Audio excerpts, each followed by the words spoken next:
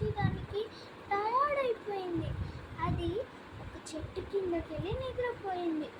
పడుకోగానే గాఢ నిద్రకి వెళ్ళిపోయింది. అదే సమయంలో ఒక చెట్టు మీద ఒక చిట్టెలుక వచ్చి ఆడుతా ఉంది. తెలియకుండా అది సింహం మీద పడింది. సింహాన్ని చూసి హయ్యా అని ఎగురుతా దాని తోక మీ నుంచి జారి ఎగురుతా ఆడుకుంటూ ఉంది. కాసేపటికి సింహం లేచింది. చూసేసరికి ఆ చిట్టెలుక దాని మీద ఎగురుతా ఉంది. అది ఆ సింహం గట్టిగా అరిచింది. అప్పుడు చిట్టెలుక భయపడి పారిపోతుంటే సింహం దాన్ని పట్టుకుంటుంది.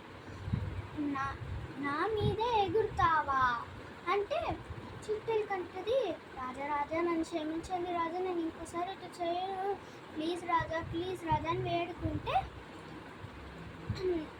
నేను నిన్ను వదిలిపెట్టను అంటే చిట్టెలుక అంటది, ఇప్పుడు కానీ మీరు నన్ను వదిలిపెడితే మీకు ఏదైనా అపాయం వస్తే నేను మీకు సహాయం చేస్తాను అంటే చిట్టెలుక. సింహం నవ్వి నువ్వు నాకు ఎట్ట హెల్ప్ చేస్తావు అంటది. సరే అని చిట్టెలుకని పంపించేసేస్తుంది. అప్పుడు ఒకరోజు వేటగాళ్ళ వలలో సింహం చిక్కుకుంటుంది.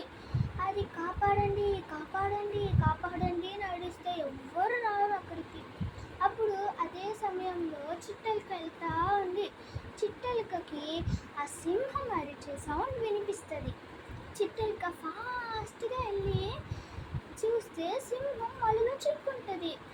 సింహం అంటేనే నన్ను కాపాడు ఎవరన్నా తెయ్యంటే చిట్టెలుక వాళ్ళందరూ ఎందుకు, నేనే మిమ్మల్ని కాపాడుతాను అనొచ్చు.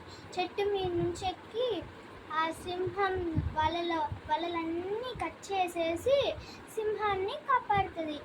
సింహం పశ్చాత్తాపం పడి నన్ను క్షమించు చిట్టెలుక, నేను నిన్ను చాలా తక్కువ అంచనా వేసాను, నన్ను క్షమించు అంటది.